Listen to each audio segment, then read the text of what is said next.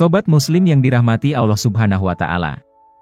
Kisah kali ini menceritakan kisah perjalanan Muhammad sang calon nabi menuju kenabian.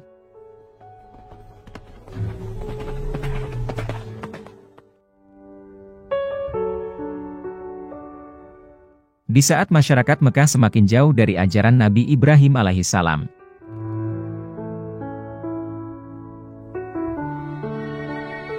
Di saat itu pula, Allah Subhanahu wa Ta'ala akan kembali mensucikan rumahnya dari kemusyrikan yang menyelimuti kota Mekah.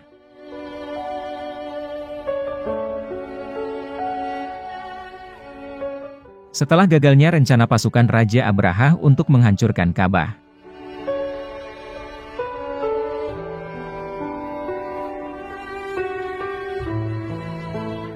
Di tahun yang sama, lahir seorang bayi laki-laki yang dipersiapkan Allah Subhanahu wa Ta'ala untuk kembali membawa rahmat di Mekah dan seluruh belahan dunia. Pada tanggal 20 April tahun 571 Masehi atau bertepatan dengan 12 Rabiul Awal tahun Gajah, sejarah mencatat tanggal kelahiran sang teladan umat.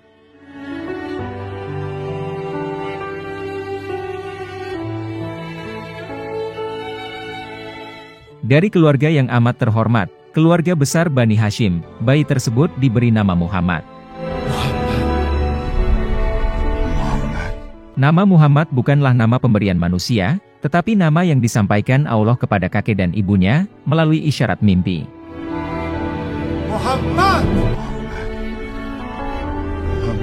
Sebuah nama yang bahkan sudah tercatat dalam kitab-kitab sebelumnya, sebagai nama dari Nabi yang terakhir.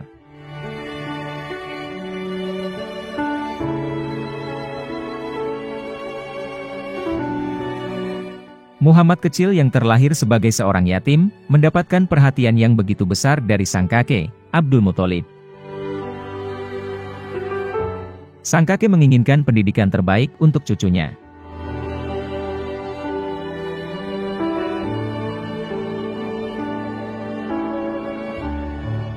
Sehingga sang kakek pun menitipkan cucunya, agar diasuh oleh Halimah As-Sa'diyah, salah seorang perempuan dari Bani Sa'ad bin Bakar dari suku Hawazin. Suku ini dianggap profesional dalam mengasuh anak, sehingga Abdul Muthalib mempercayakan pengasuhan cucunya kepada suku ini.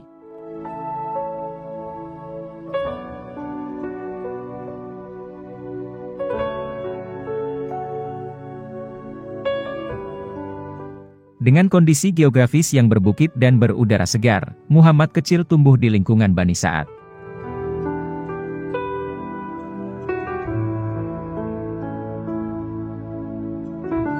Kondisi inilah yang memang diinginkan sang kakek, agar memiliki dampak yang amat baik bagi perkembangan Muhammad kecil.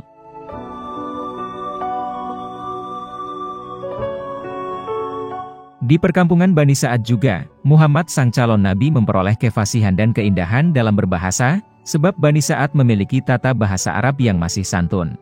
Berbeda dengan bahasa di perkotaan yang sudah tercampur dengan bahasa lainnya.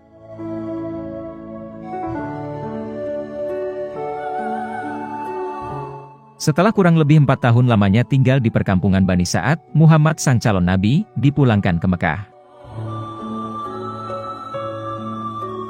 Kepulangan Muhammad kecil ke Mekah terjadi setelah keluarga Halimah mengetahui peristiwa yang aneh, peristiwa yang kemudian dikenal sebagai pembelahan dada Muhammad, sang calon nabi. Inilah peristiwa yang telah direncanakan Allah Subhanahu wa Ta'ala untuk menyiapkan nabinya di masa depan.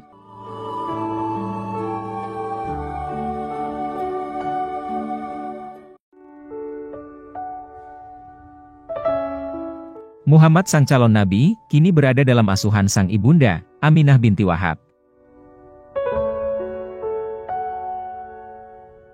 Pada usianya yang ke-6 tahun, Muhammad kecil dibawa oleh sang ibu untuk berziarah ke makam ayahnya, Abdullah bin Abdul Muthalib di Madinah.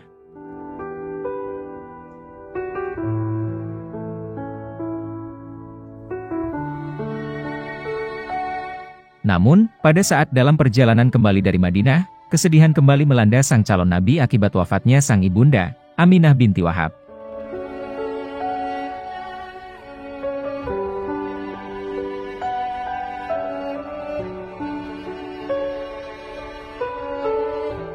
Di usianya yang ke-6 tahun, Muhammad kecil kemudian berada dalam asuhan sang kakek, yang merupakan pemimpin yang amat disegani oleh masyarakatnya.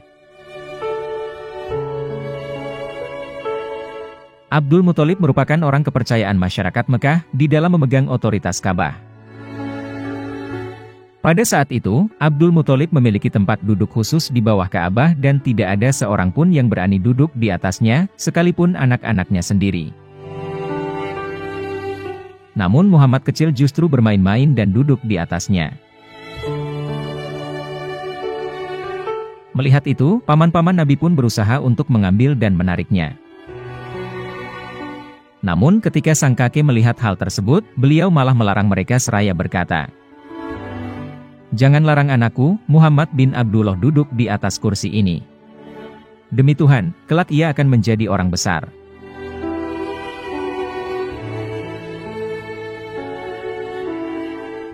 2 tahun hidup dalam kasih sayang dan didikan sang kakek, Muhammad kecil yang baru berusia 8 tahun, kembali harus merasakan kepedihan.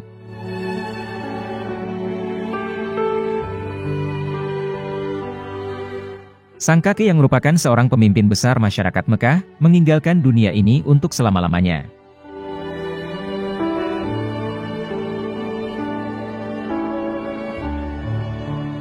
Muhammad sang calon nabi, kini berpindah pengasuhan kepada salah seorang pamannya, yakni Abu Thalib.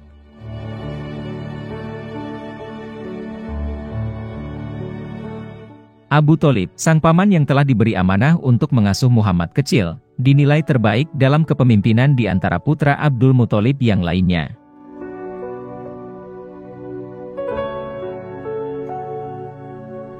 Asuhan Muhammad kecil sang calon nabi, terus berpindah ke tangan-tangan terbaik.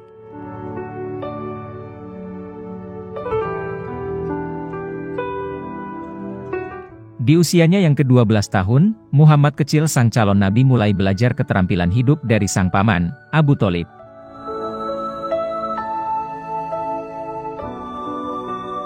Beliau mulai diperkenalkan dengan perdagangan serta ilmu bela diri.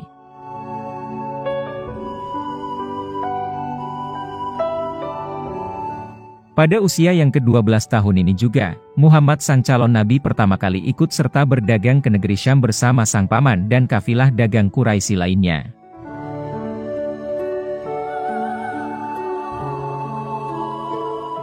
Ketika rombongan itu singgah di Basra, wilayah antara Syam dan Hijaz, mereka bertemu dengan seorang pendeta bernama Buhairah.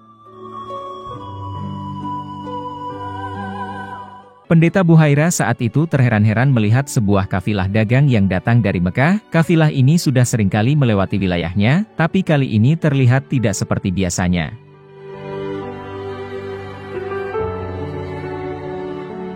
Pendeta itu memandangi rombongan ini seakan mencari sesuatu dari mereka.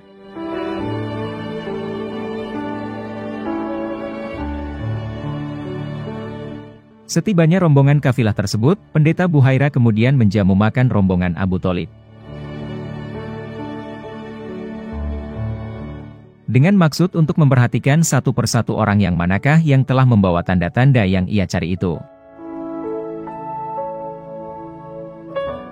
Pendeta itu terus memperhatikan gerak-gerik dan sifat-sifat serta tanda-tanda yang dicarinya. Ternyata, pendeta Buhairah melihat tanda-tanda kerasulan yang ia cari ada pada diri Muhammad sang calon nabi.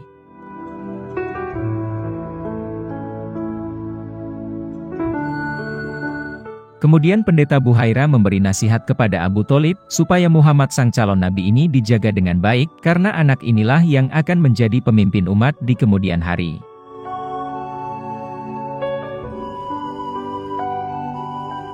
Dalam berdagang, Muhammad sang calon nabi dikenal dengan setinggi-tingginya nilai amanah, nilai kejujuran dan sikap menjaga kehormatan diri.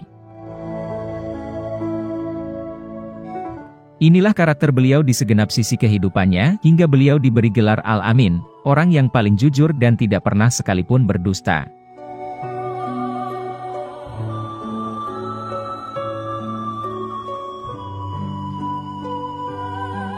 Di usia ini juga, Muhammad sang calon nabi ikut membantu pamannya menggembalakan kambing milik keluarga dan juga kambing milik beberapa penduduk Mekah. Sebuah tugas yang mutlak dilakukan oleh seluruh nabi yang memiliki nilai pembelajaran di dalam kepemimpinan.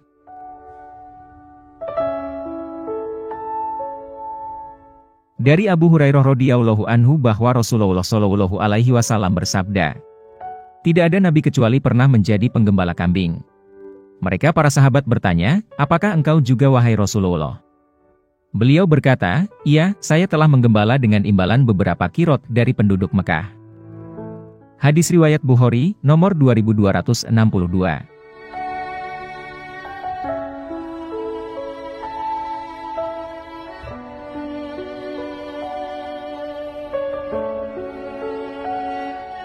Hingga di usia yang ke-15 tahun, untuk pertama kalinya Muhammad sang calon nabi terlibat dalam peperangan besar antar suku Arab.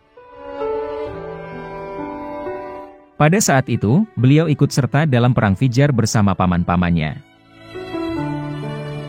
Karena usianya yang masih belia, beliau hanya diizinkan untuk mengumpulkan panah-panah musuh yang meleset untuk digunakan lagi menyerang balik musuh. Namun ketika keadaan Quraisy terdesak, Muhammad sang calon nabi diizinkan untuk menunjukkan kemampuan memanahnya. Di usia ini, beliau mendapatkan pelajaran berharga tentang perihnya peperangan dan permusuhan.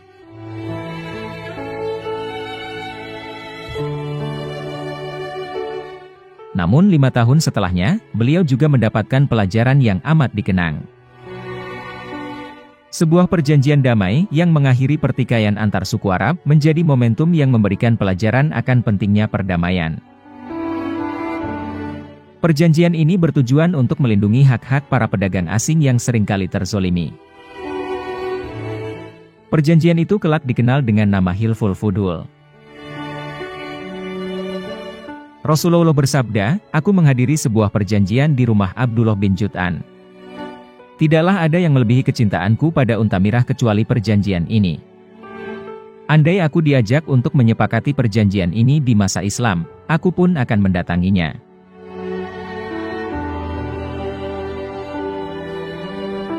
Tahun demi tahun berlalu, karakter mulia Muhammad sang calon nabi semakin terbentuk.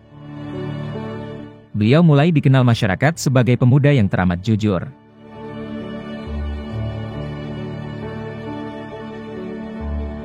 Hingga di usianya yang ke-25 tahun, beliau mendapatkan kepercayaan untuk memimpin kafilah dagang milik saudagar wanita yang bernama Khadijah binti Khuwailid.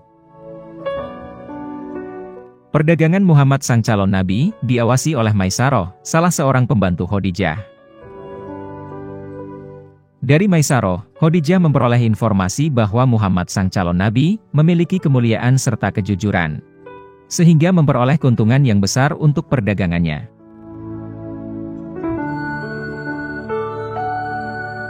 Kemuliaan pribadi Muhammad sang calon nabi menarik perhatian Khadijah binti Khuwailid.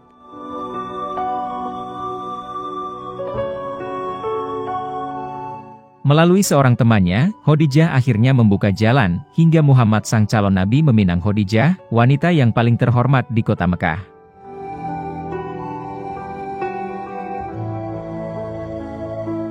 Dari tangan-tangan terbaik, Allah Subhanahu wa Ta'ala mempersiapkan perbekalan nabinya, hingga tak heran Muhammad tumbuh menjadi pemuda yang paling disegani di lingkungan masyarakatnya.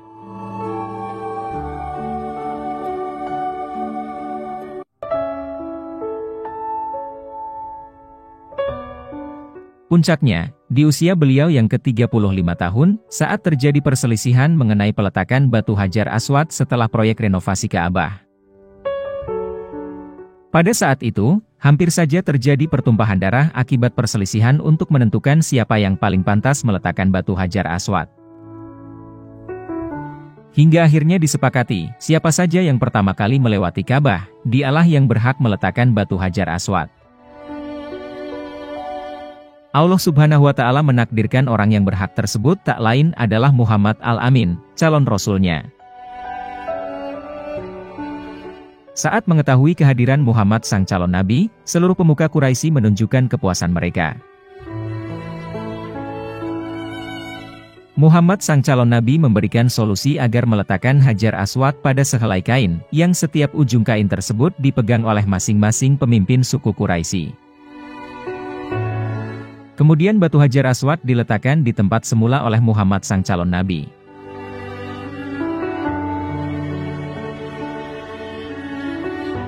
Setelah peristiwa Hajar Aswad, Muhammad sang calon nabi memiliki posisi yang semakin tinggi.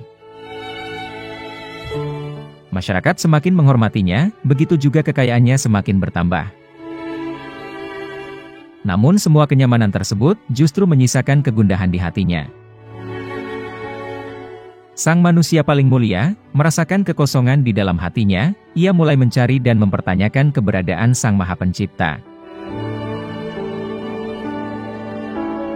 Demi mewujudkan hasrat pencarian Tuhan, beliau sering melakukan tahanuts atau menyendiri di Goa Hiro, sebelah utara kota Mekah.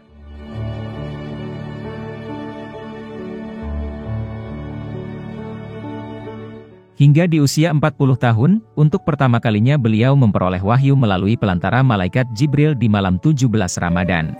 Iqra. Iqra bismi rabbika alladhi khalaq. Khalaqal insana min 'alaq. Iqra wa rabbukal akramul ladzi 'allama bil qalam.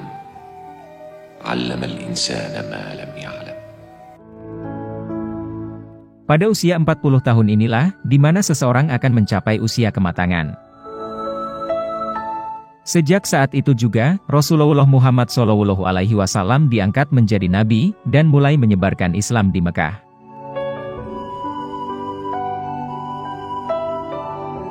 Kini Rasulullah Muhammad SAW harus keluar, dan menyampaikan risalahnya pada seluruh umat manusia.